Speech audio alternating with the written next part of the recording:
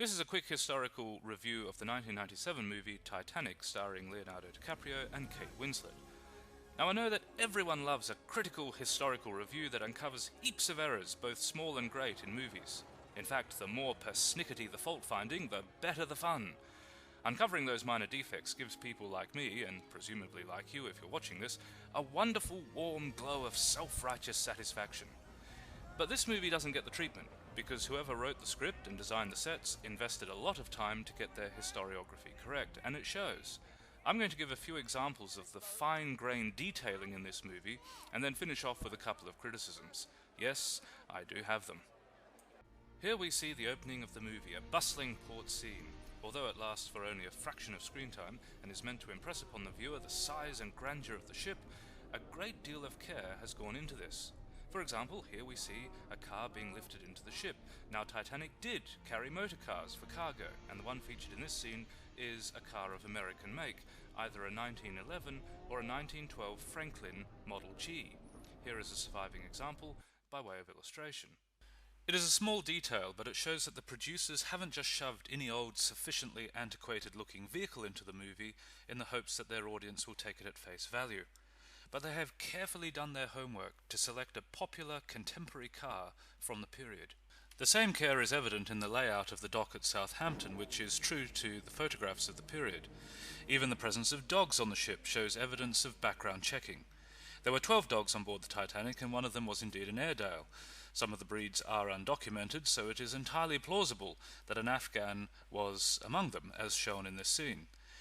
This is further evidence of the fine-grained detailing in this movie, reflecting a philosophy of nearly compulsive fact-checking, which makes the heart of any history geek glow warmly.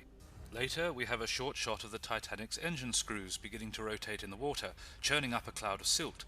The filmmakers make their point, even if a little lacking in subtlety, that the water in the main channel at Southampton is not deep. In fact, it has only recently been increased to 16 meters in 2013.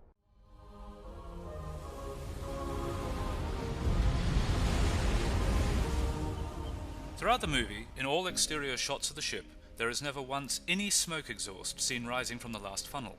Again, the filmmakers deserve praise, because they evidently found in their research that this funnel was fitted for aesthetic reasons, and was only used as a kind of general air vent. They correctly depict engine exhaust only rising from 3 of the 4 funnels. A gold star right there.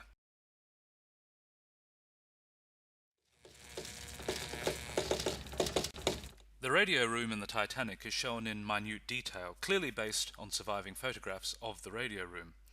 The movie also correctly shows the operation of a spark gap transmitter, right down to the ionized gas between the electrodes.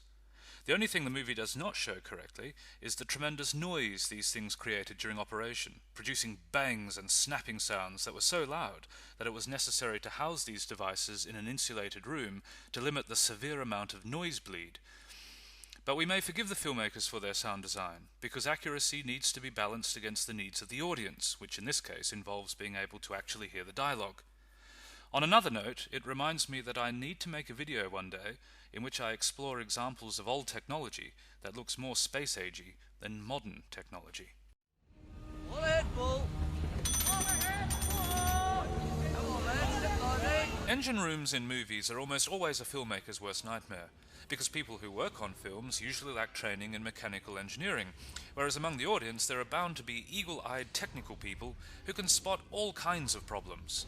Some grisly grease monkey will see that gizmo A doesn't connect to widget B, and next minute it'll be all over a film review. Now, Titanic does suffer from these problems too, although again the filmmakers do deserve credit for trying for accuracy. I intend to go through the engine room scene with some care at this point, because the Titanic engines, in my opinion at least, are the real star of the movie. I admit that I rather enjoyed seeing them in operation a lot more than I did watching Jack and Rose steam it up. All ahead, full, Mr. Now, Williams. this scene shows us the full sequence of mechanical operations. Beginning with the engine order telegraph, it takes us all the way to the firemen working at the boilers. Watch carefully how engine room operations are depicted.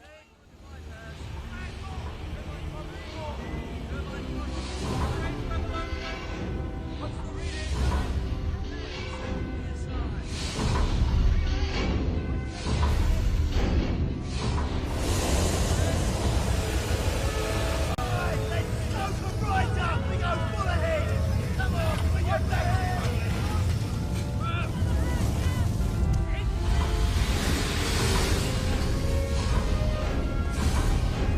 James Cameron shows a huge number of furnaces being managed. Titanic had 159 furnaces, but we cannot blame Cameron for not showing all of them at once. Here, a bunch of guys are furiously scooping coal into theatrically convenient orange flames. Based on this scene alone, you could be forgiven for thinking that each furnace had its own dedicated crew, more or less shoveling fuel continuously. But this was not the case. Indeed, there are several problems here. Firstly, within Titanic's furnaces, you would never have seen orange flames, as shown here, but rather a bright cloud of incandescence, something more along the lines of what you find in a blast furnace. Secondly, it would have been unthinkable to have so many furnaces open at one time. That would have been a surefire way to vent heat out of the furnaces, and therefore lower pressure in the engine. The engine crew aimed to open minimal furnaces at any time, and efficiently work them before closing them. Titanic, like most large ships of the period, used a device called a Kilroy stoking indicator to coordinate the feeding of its furnaces. The stoking indicator was essentially a rotating timer, which would ring a bell and display a furnace's number after a set number of minutes. The fireman would be responsible for feeding that furnace. Since most furnaces in the Titanic engine room had 2 doors on either side of the boiler, this system also prevented both furnace doors being opened at once. The Kilroy stoking indicator would ring over and over again throughout a fireman's shift, propelling him on an endlessly repeating circuit, moving efficiently from furnace to furnace. Any first-year history student covering the modern world will at some point be introduced to the revolution ushered in by steam power, which still remains a major part of electricity generation even in the 21st century. At the heart of any steam system lies the boiler, which of course is meant to turn water into steam, which can then be used to perform mechanical work. There are 2 ways to do this. The first method is to pass water through a network of tubes which are heated by the exhaust gases from a furnace, as in this image here. The second method does the opposite. The network of tubes carry the hot exhaust gases of the furnace through the water. The Titanic's boilers used this latter heating method. So, the Titanic had its water tank, fresh water only, and underneath this were a series of furnaces where, of course, combustion happened. There were 2 doors on either side of the boiler for each furnace. The exhaust gases from the furnace ran through many pipes and heated the water. Of course, one would hardly expect technical details of this sort to be evident in a film that is really a love story, and for anyone to insist that James Cameron should have been so meticulously detailed would definitely attract the wrath of those viewers, enlightened people that they surely are, who have accused me of nitpicking. Heaven forfend that I be accused of that! Anyhow, the engine room scenes in Titanic always show more or less a single shot, which gives the impression that the boilers were fired by single-sided furnaces. Now, as I say, I don't blame the filmmakers for that. I just point out that such a depiction is a tad misleading. Oh, not to worry. Quite normal for this time of year. In fact, we're speeding up. I've just ordered the last boilers lit. The film does not dwell on this either, but bringing a boiler up to full steam pressure was a big job. It wasn't just a matter of flicking a match and tossing in some coal. It was a really specialized job. There must be a uniform heat to minimize expansion stress. Imagine what could happen to a boiler of cold water if 2 heating furnaces were much hotter than the other 4. Altogether, bringing one of Titanic's boilers to pressure took at least 8 hours. Now we come to the characters. In the movie, most of the characters are not really fleshed out. They are flat and one-dimensional, because the filmmakers were primarily focused on Jack and Rose. Of course, the characters in the movie are based on real people, and this is where history can get tricky. Although Titanic went down 100 years ago, a lot of politics still swirls around the event, with a lot of debate, passion, heat, and emotion felt by many. A lot is at stake for some people. For them, the verdict of history is being decided, and they want the gavel to fall on their side. Living descendants want their ancestors to be remembered as heroes. It also doesn't help the historian that eyewitnesses remember different things, and evidence for what happened at critical moments is conflicted. There are even cultural blocks to deal with. Some crew were memorialized as emblems of the nation. It's hard for a historian to unseat an icon without it looking like he is attacking the country's values. For the most part, James Cameron sticks with the safest viewpoint and shows all the characters in the best possible light. Up there. Come back! Come back to the ship! So, for instance, we see Captain Edward John Smith going down with the ship. There is some controversy here because Smith was seen by at least one person jumping from the ship at the last minute. But several other eyewitnesses are adamant that he was calm, diligent, released his crew from their duties, and then went down at the wheelhouse. Since the disaster, he has been immortalized as a hero, the very essence of being British.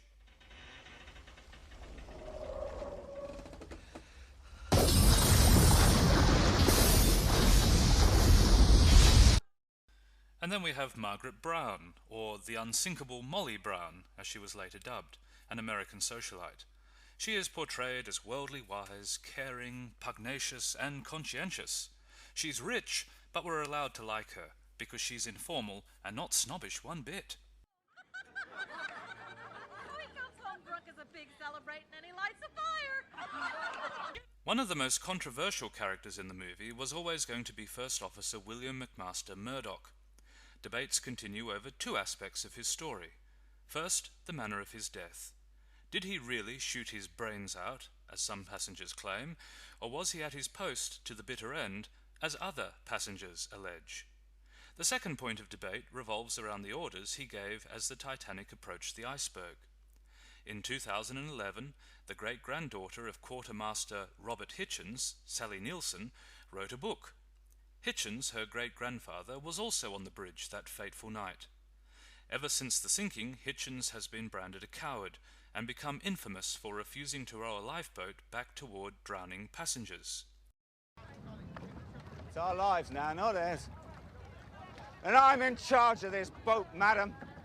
A number of female passengers in his lifeboat claimed that Robert Hitchens lay huddled in blankets, drinking whiskey and refusing to assist further in helping the drowning.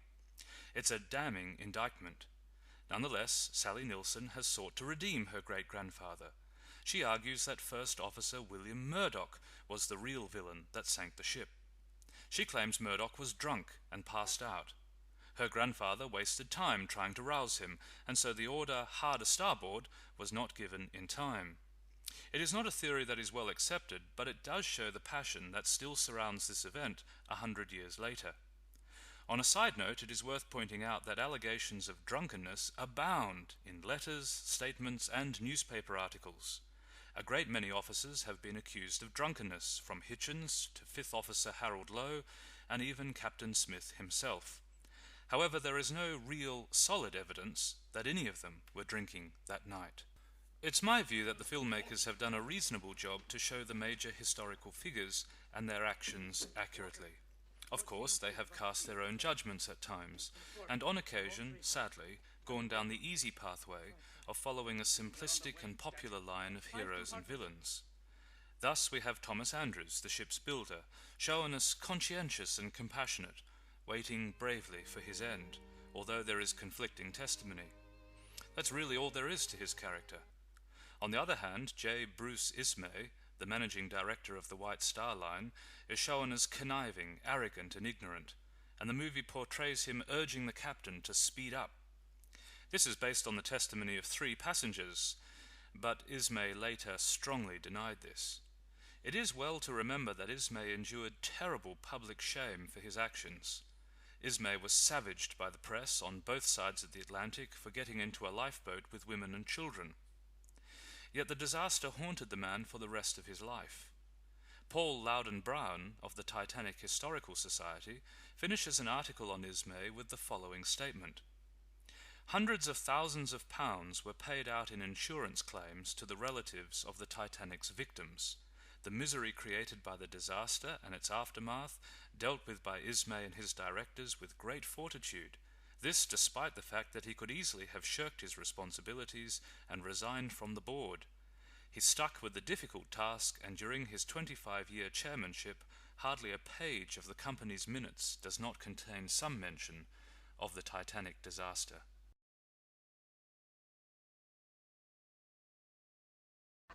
Now to my major criticisms. My first criticism relates to the issue of class. Throughout the movie, the filmmakers have turned somersaults to make the audience identify with the poorer passengers. In the movie, third-class passengers are mischievous and full of lively fun. Their decks explode with laughter and movement as they dance to an Irish jig while drinking untold quantities of booze. It's the party that everyone would want to be at. But the rich, idle first-class passengers are mostly shown as cold, money-obsessed and boring. Nearly all of the cowardice is first-class cowardice. It's not very subtle and, in my opinion, not very honest or fair. Class is explored again in what I believe is the worst scene in the movie. As the passengers are being evacuated from the ship, we see third-class passengers being barricaded in the flooding decks, as if they were animals. The BBC magazine published a definitive piece on this, in which they stated that there is no evidence that third-class passengers were maliciously prevented from going up the decks. In some places, gates were temporarily closed, but this was an oversight caused by unthinking obedience to rules. It should also be pointed out that 115 men in first class and 147 men from second class stood back to make space available, and as a result perished. That's not exactly the mark of rich, arrogant monsters condemning the poor to a watery grave. Class did make a difference, as these graphics show, but it was chiefly a function of geography, not discrimination. Third-class passengers had to navigate a maze of corridors to get to the upper decks, while the first-class passengers did not. The BBC article cited above also pointed out that many third-class passengers were reluctant to leave their luggage, and so delayed their trip to the upper decks, which turned out to be fatal. In fact, on the Titanic it was far more hazardous, in the end, to be male. 75% of all female passengers survived the disaster, whereas only 20% of male passengers survived. It is worth stopping and thinking about this for a moment. Historically, in times of disaster, there has been a conscious and deliberate effort to save women and children first. This has been the normative practice, and men who survive disasters in which many women die, like Ismay, often face angry contempt. They have failed in their duty as men, which involves a readiness to sacrifice oneself for the sake of women and children. Now this raises an interesting question. If the Titanic disaster were repeated in our times, would modern men feel the need to die in order to save women? Gender equality, after all, means that neither gender owes the other anything. Some might argue that women are preferenced because they are mothers, and it is important for them to survive. But this raises another question. Now that historical gender norms are being challenged, we are taught that men can be just as good mothers as women. Gender is interchangeable. So it is interesting to ponder whether there may come a point down the track when this movie and its major plot device is completely unintelligible to a future audience. My second criticism relates to Rose and Jack's relationship. The filmmakers clearly needed a jealous husband for a villain, and created the kind of heavy, cumbersome, and implausible story that usually features in teenage romance fiction. In the movie, Rose is 17, newly married to Cal, who is a rich, much older, but unpleasant man. She married him in order to help her family's financial fortunes, but feels trapped and is unhappy. Jack Dawson, on the other hand, is young, exciting, and fresh, and Rose falls for him and his philosophy of life. The two engage in a steamy love affair, with sex in the back seat of a car long before it was even in vogue. Now this introduces a very modern idea into an incompatible historic context. The idea is this: if you marry your spouse for his money, don't love him, and you find someone better, that gives you complete license to tear up your marriage commitment. No need to explain, feel guilty, or worry about the wrath of the Almighty.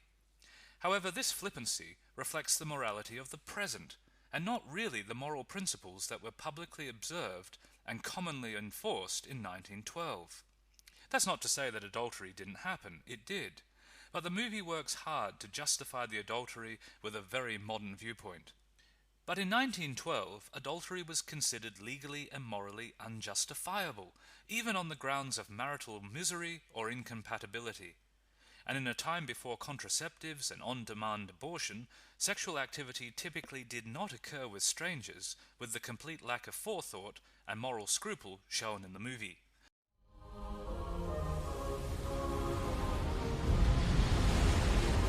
The Titanic disaster shows us why history can be so complicated.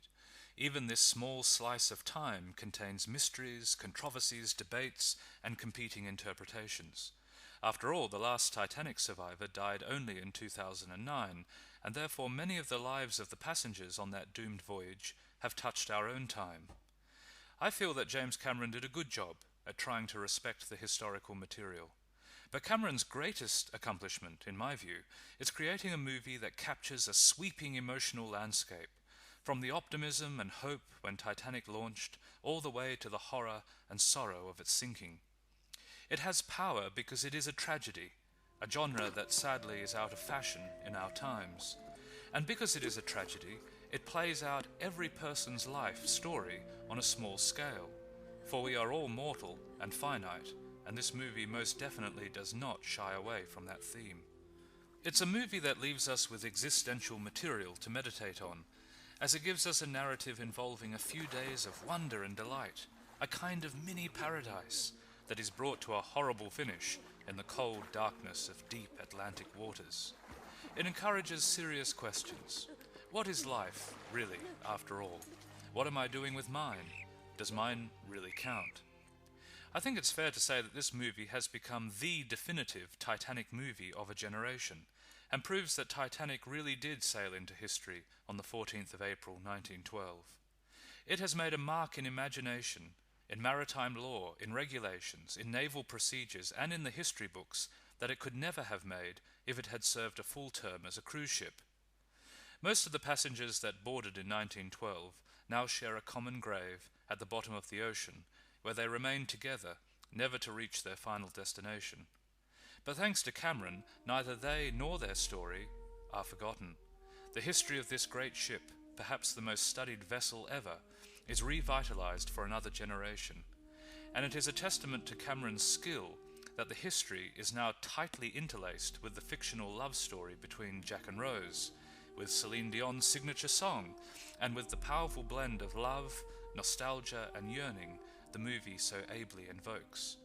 It gives us an emotionally powerful story, presented in a framework that reminds us that life is fragile and can unexpectedly finish, and should be valued and rightly lived. I finish this review with a sense of not having really done justice to the historiography. Although it has been a huge research exercise, this video does not even scratch the surface of the material. Indeed, the video feels small and inadequate. Nonetheless, I end this video with a tribute to this amazing ship. I want to show my respect for those who went down with her, and my admiration for the many who sacrificed themselves for others. The Church of England prescribes the following prayer for burials at sea, and it seems an appropriate last word. We therefore commit their bodies to the deep, to be turned into corruption, looking for the resurrection of the body when the sea shall give up her dead, and of the life of the world to come.